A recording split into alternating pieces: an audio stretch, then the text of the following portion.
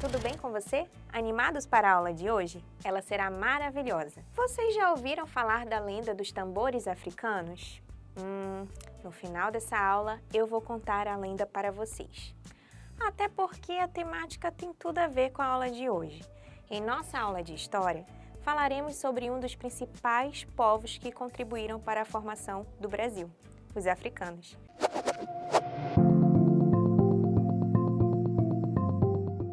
Você sabia que os africanos vieram forçados para o Brasil? Eles viveram no regime da escravidão por mais de 300 anos.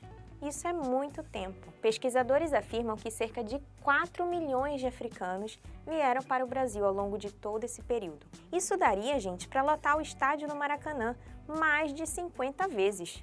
Uau! As condições de vida em que eles se encontravam nesse período eram muito difíceis e desumanas. Para começar pelo transporte. A chegada em terras brasileiras acontecia pelo Oceano Atlântico, através dos navios negreiros. Eles também eram conhecidos como tubeiros. Nesses navios, a higiene era extremamente precária e os africanos vinham empilhados, sem estrutura alguma para uma viagem tão longa. Muitos até morriam nesse percurso. Os que aqui chegavam eram vendidos como mercadorias e impostos a todo tipo de trabalho forçado. Mas eles também serviam principalmente como mão de obra nos engenhos de cana-de-açúcar. Devido a essa situação, muitas comunidades e reinos africanos ficaram praticamente despovoados, inclusive porque esse regime de escravidão adotado pelos portugueses era bem diferente do regime de escravidão praticado pelos próprios africanos, lá na África. Você sabia que na África havia escravidão? Mas espera aí, hein? Era totalmente diferente do que a gente conhece. Lá, a pessoa se tornava escrava apenas se tinha alguma dívida, se tinha algum crime que havia cometido e precisava pagar, ou ainda se era prisioneiro de guerra. Ou seja, era na verdade uma forma de dominação imposta do mais forte para o mais fraco, ao contrário da lógica portuguesa, né? Em que a escravidão era usada para ganhos financeiros e tinha como justificativa apenas a cor da África. Mas não pense que os africanos aceitaram essa situação, não. Nada disso. Houve muita resistência, por meio de lutas, de rebeliões, de fugas e até mesmo de organização de escravos fugitivos para lugares bem afastados dos engenhos, os famosos quilombos. Você já ouviu falar? Os quilombos eram locais bem escondidos, que ficavam lá no meio da floresta, bem distante, onde os portugueses não os achavam. Os escravos fugidos se organizavam e eles iam vivendo de acordo com a sua cultura. Mas, gente, preciso dizer, hein? Não era nada fácil. Eles sobreviviam através da agricultura e do comércio com outros escravos. Esses escravos não conseguiam fugir, então ajudavam da maneira que podiam. Eles se mantiveram sempre em alerta, pois os senhores de engenho mandavam seus homens para procurá-los, ou como eles diziam, caçá-los. Alguns desses quilombos ficaram muito famosos, como é o caso do Quilombo dos Palmares. A localização dele era na Serra da Barriga, entre Alagoas e Pernambuco. O seu líder era o famoso Zumbi dos Palmares, ou pelo seu nome de batismo católico, Francisco. Este quilombo ficou conhecido pelas diversas tentativas frustradas dos senhores de engenho de derrubá-lo. Gente, foram nada mais, nada menos que 25 tentativas. O quilombo só caiu mesmo após uma força de 3.000 homens atacar o local. E até hoje os locais onde foram esses quilombos ainda existem. Só que agora são comunidades afrodescendentes, que buscam manter as tradições e cultura dos seus ancestrais. Essas comunidades elas são chamadas de quilombolas, justamente para lembrar do nome quilombo. As comunidades quilombolas, elas têm a posse de suas terras, garantida pela maior lei do Brasil, a Constituição, igualzinho à questão das terras indígenas. Elas estão espalhadas pelos 4 cantos do Brasil. Observa aí no mapa a seguir. Na região sul, nós temos Santa Catarina, Rio Grande do Sul e Paraná. Já na região norte, temos comunidades no Pará, Amazonas, Tocantins, Amapá e Rondônia. Na região sudeste, temos em Minas Gerais, São Paulo, Rio de Janeiro e Espírito Santo. Na região centro-oeste, temos em Mato Grosso do Sul e Goiás. E por último, mas não menos importante, na região nordeste nós temos Maranhão, Alagoas, Bahia, Piauí, Pernambuco, Ceará, Rio Grande do Norte, Sergipe e Paraíba. Mas não pense que somente nas comunidades quilombolas que nós encontraremos vivas as tradições e costumes desses 4 milhões de africanos que vieram para o Brasil. Não. Muitos dos aspectos da nossa cultura são herança dessas tradições e costumes que são mantidos até hoje. Alguns foram adaptados. Vamos conhecer alguns deles? Quem aí não curte uma deliciosa feijoada? Só de falar me deu água na boca. Alguns historiadores afirmam que a feijoada tem uma história um pouco triste. Eles afirmam que os escravos comiam os restos de porco misturados com o feijão que lhes serviam. Depois de um tempo, a feijoada se tornou o prato típico indispensável na mesa de muitos brasileiros. Além da feijoada, existem outros pratos típicos afro-brasileiros que foram surgindo a partir das condições de vida dos escravos africanos, como é o caso do cuscuz. Lá na África, ele era feito com trigo, com semolina, até mesmo sorgo, algo muito comum por lá. Só que chegando ao Brasil, eles não encontraram esses ingredientes, então eles adaptaram. Tiveram então acesso ao milho e começaram a utilizá-lo na preparação deste prato. Em seguida, gente, foi uma mágica. Eles criaram diversos pratos tendo milho como base. A canjica e a pamonha estão aí para comprovar. Gente, eu poderia passar horas falando todos os pratos típicos recriados e criados pelos escravos africanos e que estão presentes em nosso dia a dia. Ué, onde estamos agora? A gente está numa roda de capoeira. Bom, gente, afinal, a capoeira é uma luta, é uma dança ou é um jogo? O que é a capoeira, gente? Vou te explicar.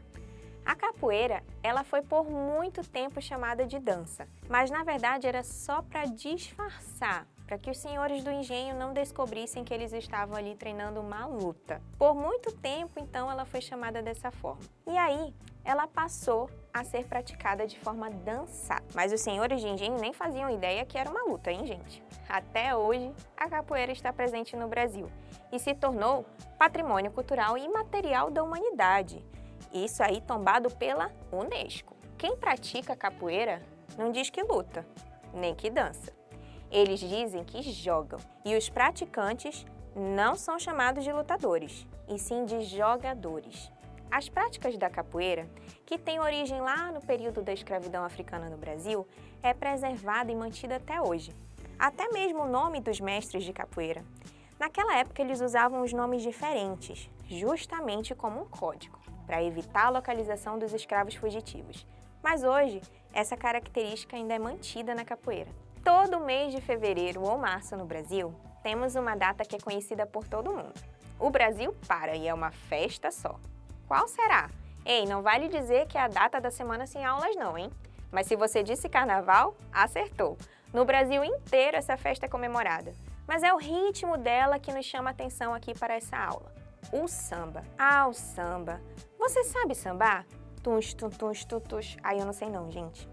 O samba é um ritmo criado pelos escravos africanos, no século XIX. Mas o ritmo perseguido, viu? Naquela época, quem fosse pego sambando iria preso. Eu não iria, porque eu não sei sambar. Bom, eles estavam cometendo um crime, vocês acreditam? Bem mais tarde que o samba começou a ser considerado um símbolo nacional. Mas o que antigamente era chamado de samba, hoje a gente chama por diversos outros nomes. É porque esses ritmos ligados aos africanos eram todos chamados de batuque. Aí depois eles começaram a chamar de samba. Até que hoje existe o samba, o axé, o maracatu, o pagode, o congado e muitos ritmos. Além da culinária, música, capoeira, nós também podemos encontrar heranças africanas em festas tradicionais, danças, manifestações religiosas, literatura e até mesmo em nosso vocabulário. Você aí, conhece alguma herança africana? Eu tenho certeza que sim. Foram contribuições incríveis e que enriqueceram a nossa cultura, nosso país, o nosso povo. No dia 20 de novembro é comemorado no Brasil o Dia da Consciência Negra. Essa data marca o dia da morte de Zumbi dos Palmares. Lembra dele que eu falei ainda agora?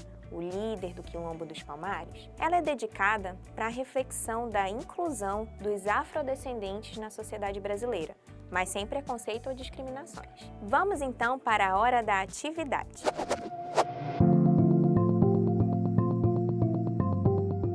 Primeira atividade. Leia as afirmativas e assinale verdadeiro ou falso. Os africanos vieram para o Brasil convidados pelos portugueses para conhecer as nossas terras? Nada disso. Eles vieram forçados. Os africanos sempre resistiram às suas condições de escravidão, lutando, se rebelando e mantendo suas tradições. Verdadeiro. Um dos quilombos mais famosos do Brasil é o Quilombo dos Palmares, liderado por Zumbi dos Palmares.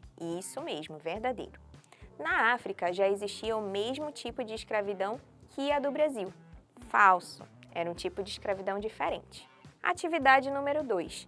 Como chamamos o local em que os descendentes de africanos escravizados vivem para manter os costumes e tradições culturais dos seus antepassados?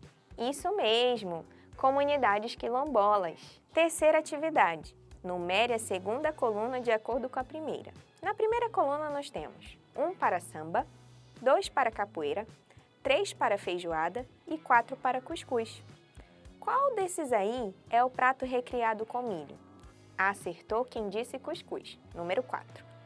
Ritmo criado pelos escravos africanos. Isso aí, samba. Número 1. Luta criada pela resistência africana.